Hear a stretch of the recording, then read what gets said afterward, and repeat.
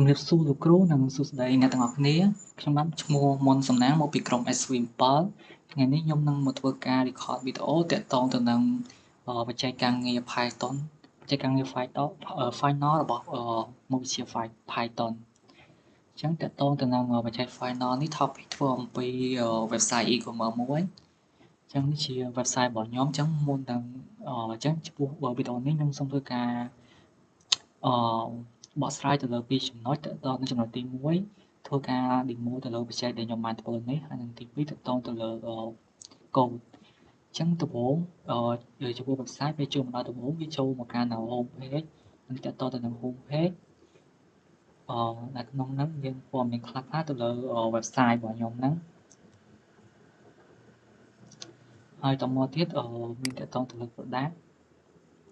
នេះពេលដែលចូលទៅកាន់ page product អញ្ចឹងមាន product ទាំងអស់ដែលមាននៅក្នុងហាងហ្នឹងហើយក៏ខ្ញុំបានធ្វើ pagination នេះដើម្បីបែងចែកជៀសវាងពេលមាន product ច្រើនទៅវាធ្វើការកំណត់មាន page 1 page 2អញ្ចឹងទៅហើយទាក់ទងនឹងផ្នែក category នេះទៅលើ category មានប្រភេទ category ខ្លះអញ្ចឹងនេះយើងមានកំណត់ដូចជា electronic មាន6 product women មាន6 product Chivalry នេះ4 product Man Clothes 4 product ហើយមានទាក់ទងដូចជា about page ហើយនឹង contact page អញ្ចឹងបន្តខ្ញុំសូមធ្វើការនិយាយទៅលើ product នេះអញ្ចឹង product អាចធ្វើការ view detail ហើយយើងអាចធ្វើការ view detail យើងអាចធ្វើការ add to cart អញ្ចឹងពេលដែលគាត់ចុច add to cart ទៅមាននឹងបោះ cart មួយចូលទៅក្នុងនៃ cart នេះហើយអញ្ចឹងយើងអាចចូលទៅមើលទៅយើងមានឃើញ product វាមួយហើយយើងអាចធ្វើការ add ថែមនៅ product នឹងទៀតឬក៏យើងអាចចង់លុប product នឹងចេញវិញក៏បានដែរយើងធ្វើការ add ឡើងនេះគឺថាចុចទៅ add ទៅខាងកាតតែម្ដងដែលយើងមិនចាំបាច់ view detail ហើយបណ្ដាហ្នឹង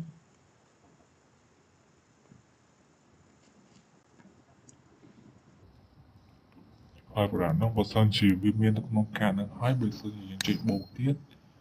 វានឹងលោតឡើងមកនេះចំនួនមួយទៀតអញ្ចឹងវាអត់នឹងបង្កើតមកថ្មីទៀតទេតែបើសិនជាយើងចុចអាននៅប្រដាប់ថ្មីអញ្ចឹងมันវាលោតចូលមកកាន់ថ្មីមួយទៀតអញ្ចឹងមុននឹងធ្វើការតេស្តទៅលើ check out ខ្ញុំសូមធ្វើការបញ្ចូលទៅលើអានេះអស់សិនអញ្ចឹងនេះអាចធ្វើការ view detail ហើយកន្លែងនេះមានដូចជាសូយកន្លះហាproduct ដែលនៅក្នុង category ដូចគ្នាអញ្ចឹងដូចនេះទាក់ទងទៅនឹងគ្រឿងអលង្ការអញ្ចឹងនេះមាននៅប្រភេទ category ធ្វើឲ្យមានក្នុង category គ្រឿងអលង្ការនឹងដែរតែក៏អាចធ្វើការ view detail ទៅកាន់ product នឹងមកដូចគ្នា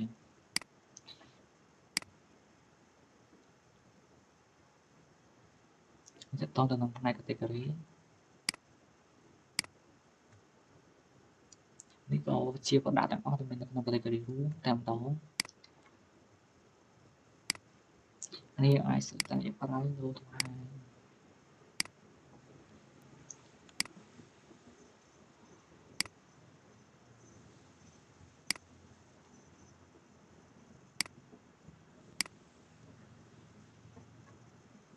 បន្តមកទៀតពីនិយាយទៅលើចំណុចហ្នឹងហើយខ្ញុំសូមធ្វើការទៅនិយាយទៅលើផ្នែក check out ម្ដងខ្ញុំក៏អាចធ្វើការពិសេសពី check out ប៉ុន្តែ check out តាមបានដោយសារថាមុននឹង check out មកទោះតែយើងមានបង្កើត account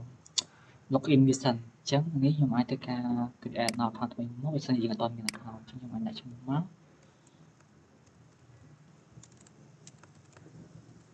ខ្ញុំ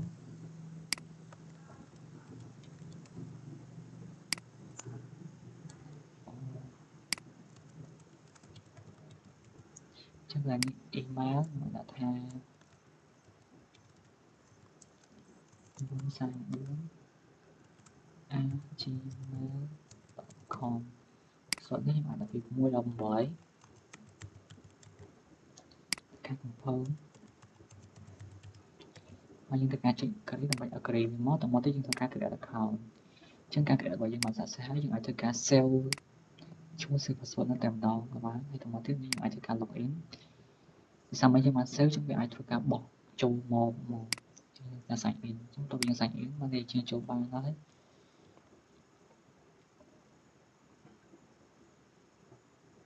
នេះយើងពេលចូលមកយើងនឹងឃើញproduct ដែលយើងបាន order មិញហ្នឹងអានេះទៅទៅនឹងព័ត៌មានរបស់យើង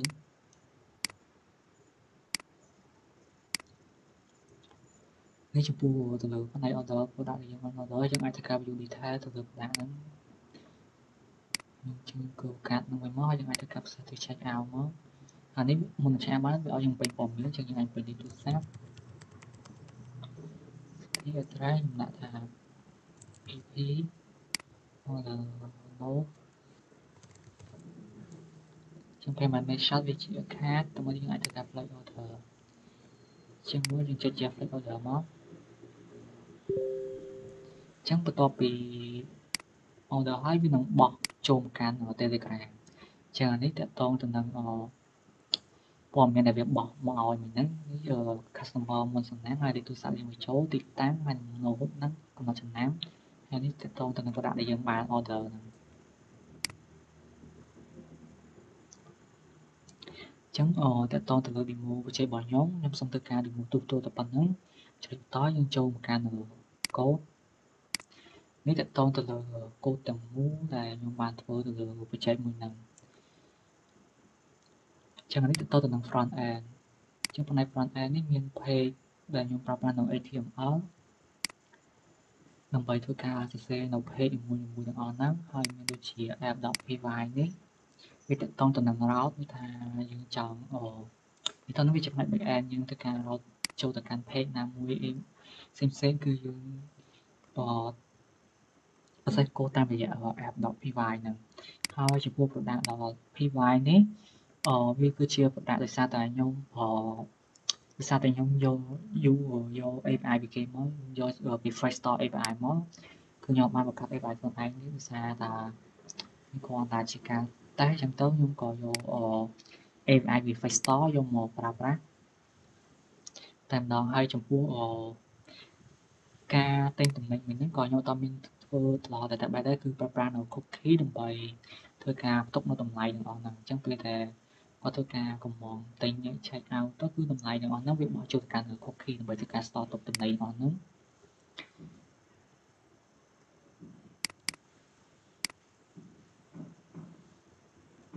ហើយចំពោះ .env នេះវាជាឯកសារ Telegram bot ភាសាមិញហ្នឹងខ្ញុំប្រើប្រាស់ Telegram bot ពេលដែលគាត់ធ្វើពេលដែល customer ទិញគឺវាបោះព័ត៌មានចូលទៅកាន់ Telegram bot ហ្នឹងហើយapp.py នេះខ្ញុំនិយាយហើយ product.py នេះគឺខ្ញុំនិយាយហើយខ្ញុំចូលមកកាន់ WSGI.py នេះវាគឺជា web server gateway interface ឯកសារនេះជាចំណុចតភ្ជាប់រវាងកម្មវិធី Flash ជាមួយនឹង web server វាទៅកន្លែងហ្នឹងជាកន្លែងដែលមានទូនាទីសម្រាប់ធ្វើការ host នៅ website ហ្នឹងចេញទៅដើម្បីឲ្យគេផ្សេងអាចមកឃើញអញ្ចឹងចំណុចសំខាន់នៃកូដនេះសំខាន់ជាងគេគឺតទៅនឹង app.py នេះអញ្ចឹងគ្រប់កូដទាំងអស់ផ្នែក backend ដែលវាដំណើរការទាំងអស់គឺខ្ញុំសរសេរនៅក្នុង app.py នេះអញ្ចឹងដំបូងគេនេះវាតទៅនឹងការ send message ទៅកាន់ Telegram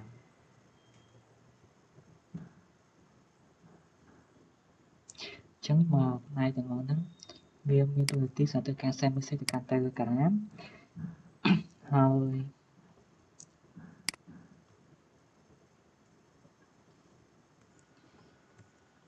ហើយចំពោះផ្នែកនេះមានទូនាទីសម្រាប់ធ្វើការគ្រប់គ្រងការចុះឈ្មោះចូលប្រើប្រាស់និងរក្សាទុកទិន្នន័យរបស់អ្នកប្រើប្រាស់ដោយសារកន្លែងនេះសម្រាប់យើងធ្វើការ login register ហ្នឹងអញ្ចឹងកូដតទៅនៅកន្លែងនេះហើយចំពោះកន្លែងនេះទៀតនេះគឺជាផ្នែក cookie នេះដែលមានទូនាទីរក្សាទុកមុខទំនិញដែលអតិថិជនបានរើសដោយរក្សាទុកនៅលើ browser របស់អ្នកប្រើប្រាស់ផ្ទាល់តាមរយៈ cookie ទោះបីជាពួកគេមិនទាន់ login ក៏ដោយអញ្ចឹងកន្លែងនេះមានទូនាទីសម្រាប់ធ្វើការរក្សាទុកព័ត៌មានផុនប្រដាដោយសារយើងដឹងហើយថាមិញ user ទោះបីជាគាត់អត់ login តែគាត់អាចធ្វើការ add to cart បានអញ្ចឹងកន្លែងនេះមានទូនាទីផ្ទុកនៅព័ត៌មាននៅពេលដែលគាត់ add to cart ហ្នឹងតែគាត់ថាគាត់ពេលហ្នឹងគាត់អត់អាច check out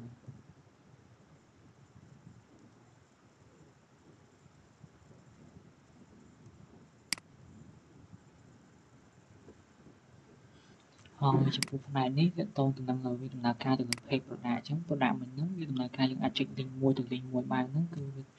ខ្ញុំវាតទៅនឹង product នេះហើយនេះចំពោះផ្នែក category អញ្ចឹង page category គឺខ្ញុំធ្វើនៅកន្លែងនេះព្រ ព្រោះយើងដឹងហើយ front end ទាំងអស់នោះវាគ្រាន់តែសរសេរជារូបរាងជា design វាលក្ខណៈ design ចេញជារូបរាងមកទេអញ្ចឹងផ្នែកទាំងអស់ហ្នឹងអាចដំណើរការបានគឺវាតកតងទៅនឹង back end អញ្ចឹងនេះវាតកតងទៅផ្នែក category ហ្នឹងដើម្បីឲ្យផ្នែក category នេះយើងអាចដំណើរការចុច link ទៅនេះទៅនោះបានហ្នឹងហើយនេះតកតងទៅនឹង about page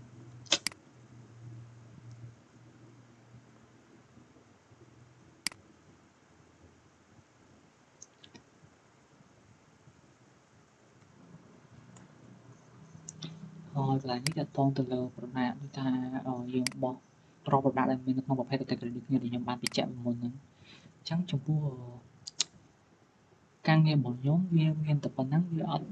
មានអីច្រើនទេខ្ញុំក៏សូមអត់ធ្វើការបញ្យល់វាច្រើនដែរដោយសារតែវាខ្ញុំក៏អត់សូមបញ្យល់វាច្រើនដោយសារ